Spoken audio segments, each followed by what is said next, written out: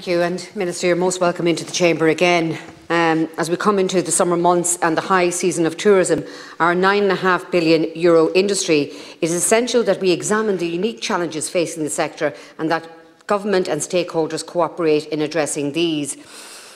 As we continue to take in refugees fleeing from the conflict in Ukraine, the need for long-term housing solutions will only become more pressing.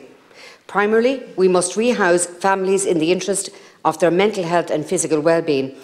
At the moment, hundreds of Ukrainians are simply being deposited in hotels, many of them with no idea to the services available to them or the pathways towards further integration into life here with regarding schools, medical services and employment.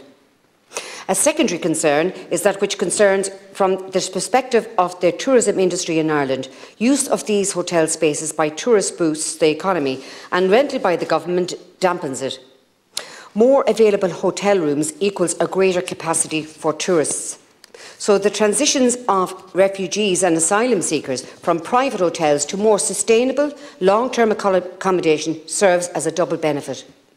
Of course, before any would-be tourist finds themselves at the front desk of a hotel lobby, they most likely will have to navigate Dublin Airport, what seems to be operating at some form of a lobster pot at this moment. You can get into the country all right, but good luck getting out.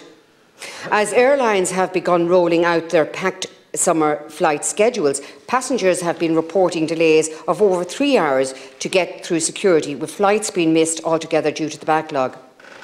From voluntary redundancies to COVID-related work absences, the changes to security screening processes at a European level, the DAA have said that the conditions were caused by the perfect storm.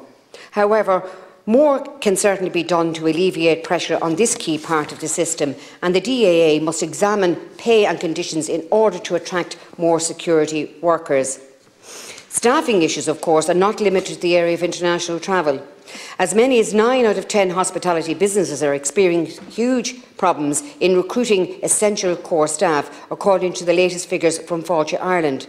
From chefs to bar staff, managers and kitchen porters, there are as many as 40,000 vacancies across the hospitality sector.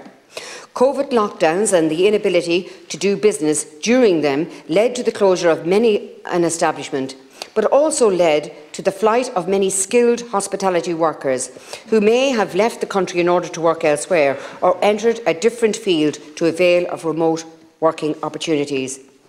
Many restaurants and hotels have started to look abroad for staff, but venturing outside the EU brings with it a nightmare of international work visa applications, which puts many off. As a sector, hospitality has become more competitive in its wages in order to attract workers, and this is to be welcomed. However, it cannot come at the risk of putting smaller businesses under, and so the government must look to see what it can do to lend a hand here. One area would be in the granting of fast-tracking of Irish work visas to chefs and key hospitality workers who are required by our businesses. Taking a step back and looking at the long-term areas of interest in the sector, the years to come will be marked by sustainable initiatives which must penetrate to the very core on how hospitality and tourism operates in this country. Not only will such changes be necessary to adhere to climate change targets, but tourists and consumers are becoming increasingly aware and conscious of the impact of their lifestyles on the environment and will ever more so prioritise businesses which are at the forefront of integrating sustainable practices into their operations.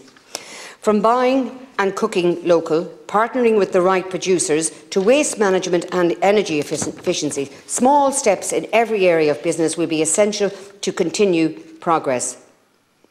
As well as the day-to-day operations of hospitality venues, businesses must also examine how business tourism and events can affect change. The so-called MICE industry, meetings, incentives, conferences and exhibitions, form a lucrative part of the tourism in Ireland.